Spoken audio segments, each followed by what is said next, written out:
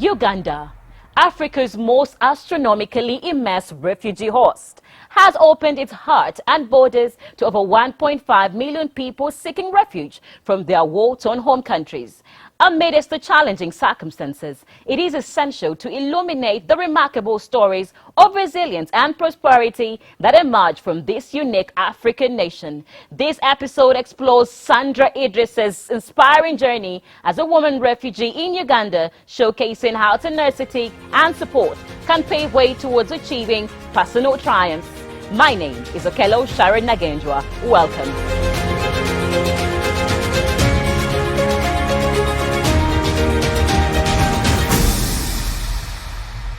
Brought to you by Stanbic Bank Uganda.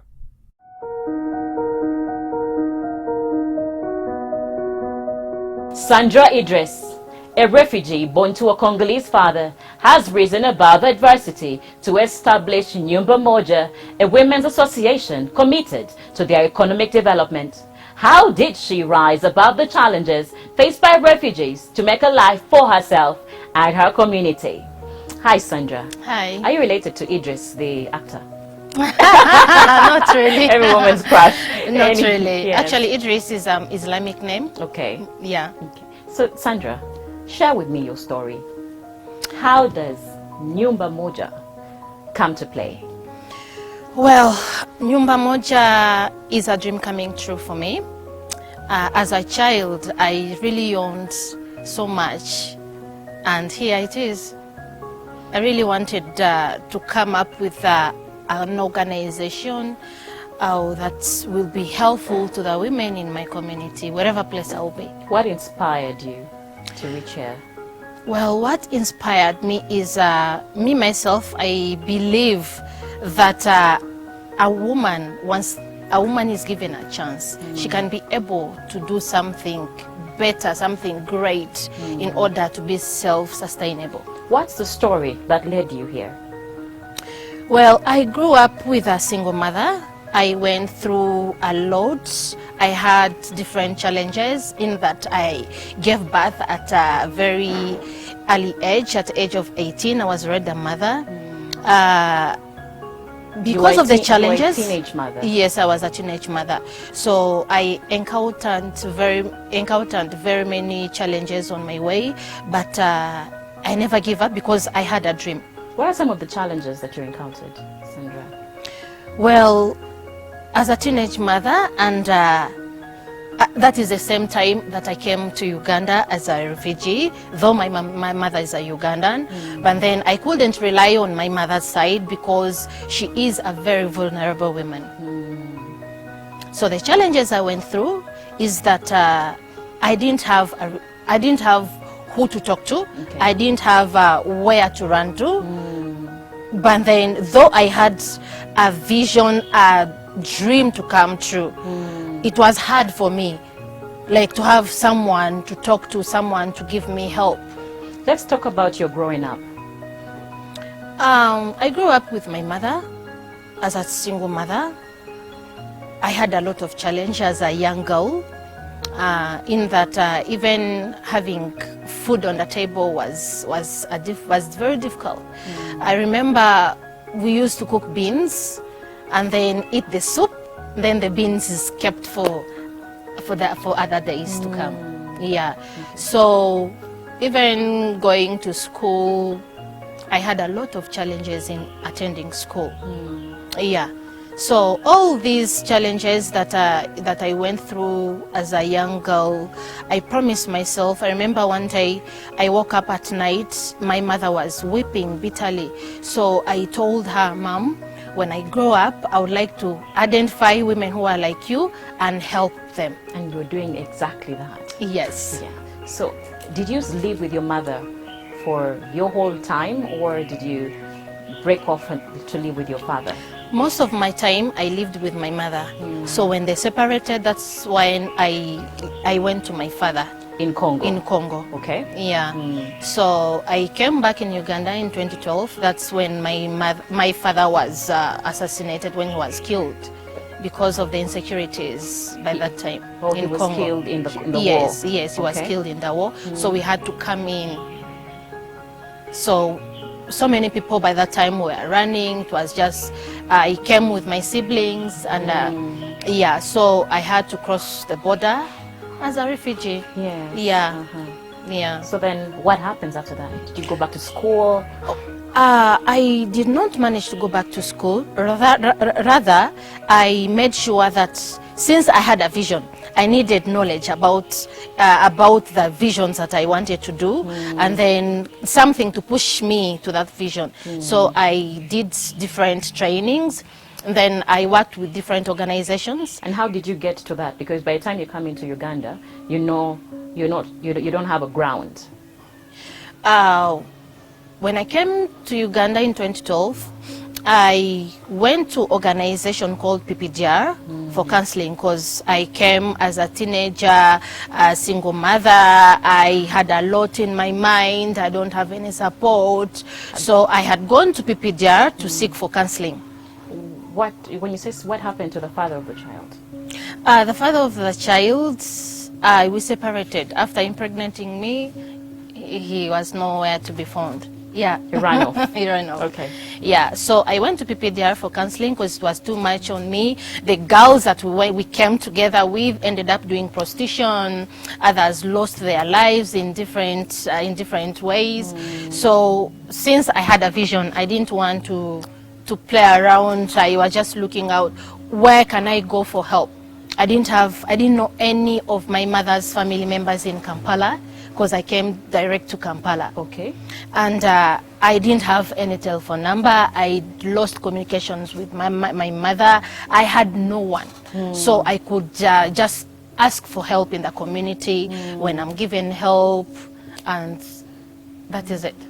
Okay. Yeah. So I went to PPDR in 2013. January 2013, I'd gone there to seek for counseling. So with my baby. So when I went to PPDR, I was introduced to a lady. She's a Dutch called Pauline. So Pauline talked to me, she counseled me. We started having different sessions with Pauline. Yes. So Pauline discovered in me that I'm a linguistic. I can speak different languages. So she offered to work with me as an interpreter. And then I could also do different, since I loved helping people. I saw it like a chance that I can use what is in me with my fellow, because PPDR works with refugees. Yeah, and me knowing different languages, it was easy for me to help the refugees because of their language barrier. Okay. Yeah. Then what happened?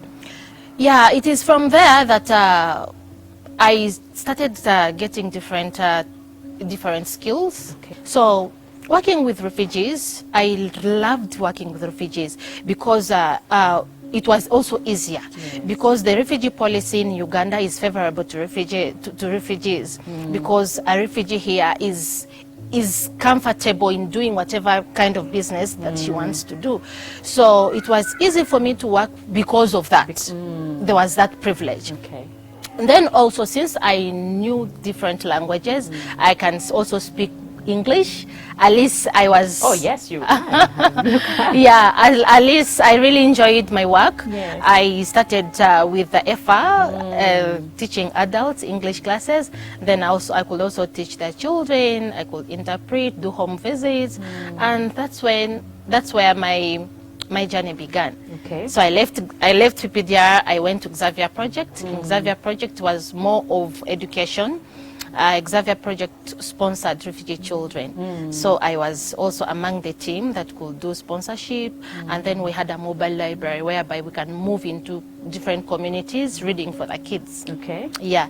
So from Xavier, I left Xavier, I joined HIAS. So HIAS exposed me the more. Okay. Because I worked as a community case worker, identifying different cases in the community, mostly with women and children. You were determined not to give up. I was determined. I can see that. Well, what we learn here is seek help. It does not matter what you're going through. Seek help. And with that help, you never know. That is where the secret lies. Let's take a break and we'll be right back with Sandra Idris' story.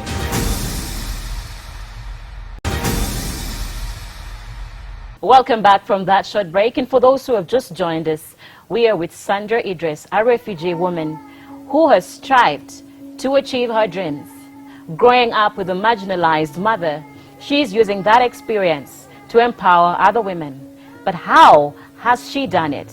How has she empowered herself? And that's the story that we are continuing with. So Sandra, as a single mother, a refugee in Uganda, you're seeing all the other women going astray. How were you managing? Where were you getting the finances from to keep you going?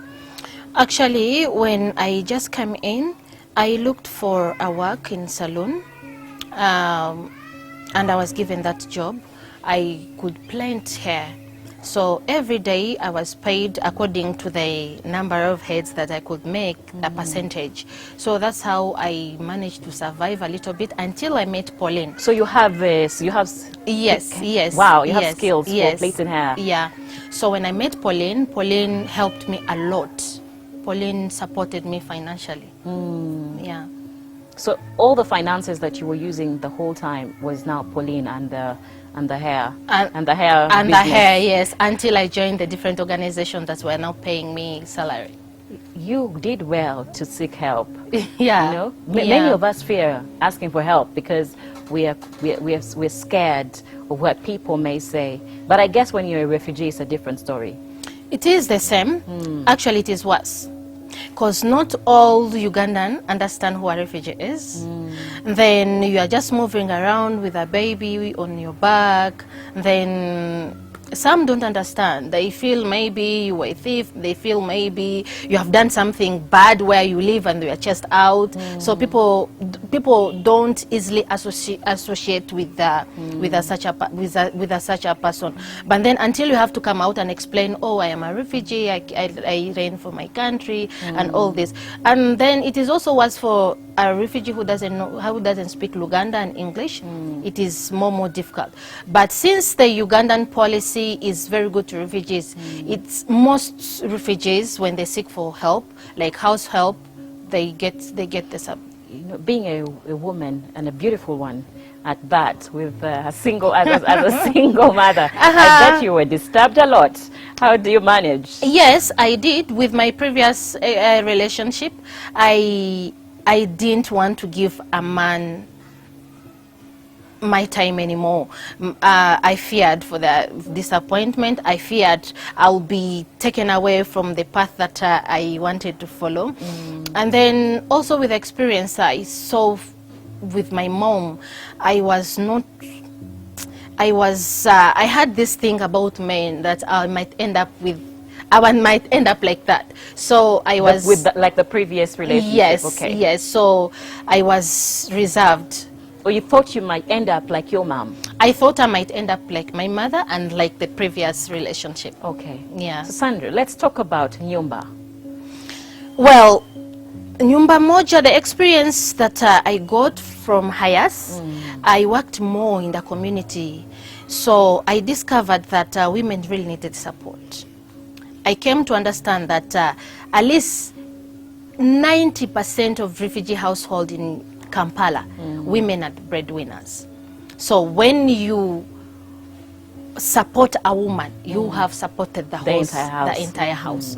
And then that's when I became more strong after discovering the challenges that are in the community. I was like, I have to do something. So what did you do? Well, after Hayas closing up, I think it was my time now to shine. Yeah, I discussed again with Pauline because Pauline knew that this is what I wanted to do. So she was like, okay, I can give you a hand. Okay. That was my most thing that I was worried about, that who will give me the hand. Now, I'm just waiting for the juice. Now it's getting interesting. Yeah. So Pauline was like, okay, I think we can do it since you're ready. So in my mind, seeing the life that refugees are facing, like they don't live in the same place, and even if they live in the same place, there's no that unity. So I thought of, why can't I do something to unite these women together? Because when you get a broom to sweep, it can't sweep. But then when you get a bunch of a broom together, it can really do something. Much as Pauline is going to help us, she is an individual donor, and the need is much. So I believed that if we women, we put our head together, you teach me how to make mandazi, I teach you how to make the chapati, then with the helping hand, at least we can do something. That's when now the idea of nyumba moja came in, one house. Like, so it's one house. One house. Your challenge affects me. And then what activities did you group. engage in? Well, when we started with 25 women, and by that time we only started with one activity, which is savings and microcredit. With the women, actually, not everyone has a skill or experience in business. So what I did, I talked to different people that came in to train the women in business training. After the business training, we now gave them money, microcredit. Yes. So that's how we started. Along the way, I discovered that there was a challenge. And then when I did my research, talking to the women one-on-one, doing home visit, I discovered these women are GBV survivors, SGBV survivors. And some of them were raped, but not using a human organ, but using a metal that was inserted in them. So this left them with serious infections. Then others developed fibroids, cysts, so reproductive system actually. Pause. Raped with metal. Yes. Inserted? Yes, Inside inside them, yeah. And then since they came to Uganda and they have not gotten that serious medical help. So these women, they're up and down, and which attracts now serious infections with other diseases. So that's what was now affecting that group. And then I talked again with Pauline because I saw a need of medical support. And that's when we started organizing for medical camp, where these women, we could bring in doctors, assess them. Those with minor illnesses are treated there. Those with severe sicknesses are referred to their private clinics, where they undergo different tests like scans. Then the ones that are seriously sick and that need emergency operation, we pay for their operation. Then after a month or 2 months, the women come back into business. Then the activities went on well. Okay. So give me a list of the kind of the business activities that you're doing. Since we started small, women could do the business that they feel that they will want to do. What we used to do is just giving them money. So after 3 weeks, because they pay back the money weekly. So when we collect the money from this group, we create another group. This same money goes to this group. Like a revolving fund. A revolving fund, yeah. Time came in, COVID came in and hit. These women lost all the capitals that we gave them. They came back. So that is when I now thought of giving a fish. And then the person comes again asking for a fish. Then I thought of now skills. That's a now new model. A new model. So we now have skills.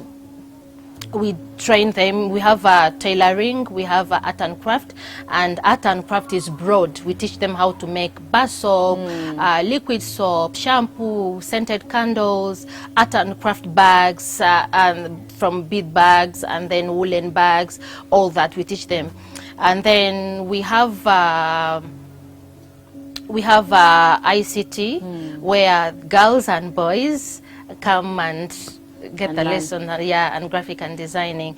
We also have now I was more into girls and women, and then I developed more gender. So if I want to tackle gender, I needed men, I needed boys. That's when I now thought of bringing now the boys, into the group. So with boys, we have electrical electric wiring and pole climbing. Then also they are also in ICT. Okay. So, Sandra, this is an expensive venture.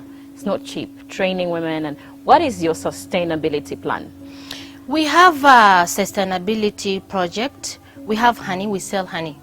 Oh, so you sell honey? We sell honey. So we sell honey. At the same time, a woman comes in. Remember, we do microcredit. And right now, we don't have money. We don't have funds for that. So what we do, with the help of Mesix Foundation in Netherlands, we are able to start a sustainability project whereby we sell honey, and then the money comes to fund the activities that we have around.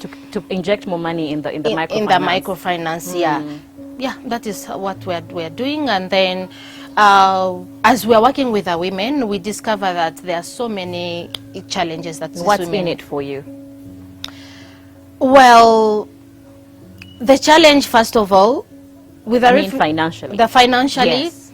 We don't have funds. We don't have, apart from Mesix, we don't have any other donor. Yet we have so many activities in place. Most of the time, we stop. So how are you living day to day, Sandra? Well, day to day, I do basic counseling, by the way. So I find myself doing so many things. I have clients. Remember, we are working with SUBV survivors, women that are traumatized in different ways, that need counseling, that they need home visit. And then we also have children, by the way. These women, when they go around doing their businesses, they don't have where to leave these children. Last year, most of our women, their children were either raped or lost or kidnapped. So you get paid for... No, we don't get paid. I want to know where you are surviving from, Sandra, The financially. sustainability project of So selling that honey. is your business? That is the only thing here that we are doing. So that is your business as Sandra also? No, not as Sandra. So I want is to know the where business. Sandra is getting money from. Sandra, for now it is not Sandra. Sandra will come later. For now, Sandra is forming more Sandras. How many people have you helped? And while you're at that, kindly give us your last word to inspire the woman that is watching. We have been working for 5 years now. And so far we have helped 1,820 beneficiaries. Wow. Yes. And I strongly believe that any woman out there can make it. Any woman out there can make it. And the only way for that woman to make it, first of all, is for her to believe in herself. Then secondly, get out of the comfort zone. Do something. Because an external person comes in to help, but then you need to help yourself first. Yes. Yeah. Wow.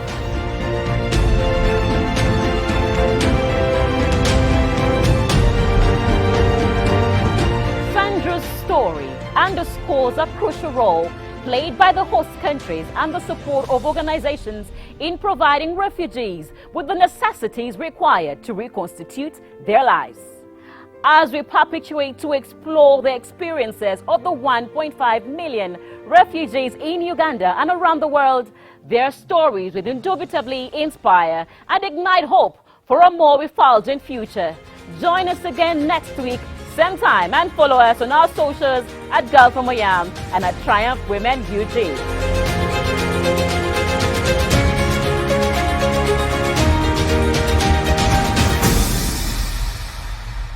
Brought to you by Stanbic Bank Uganda.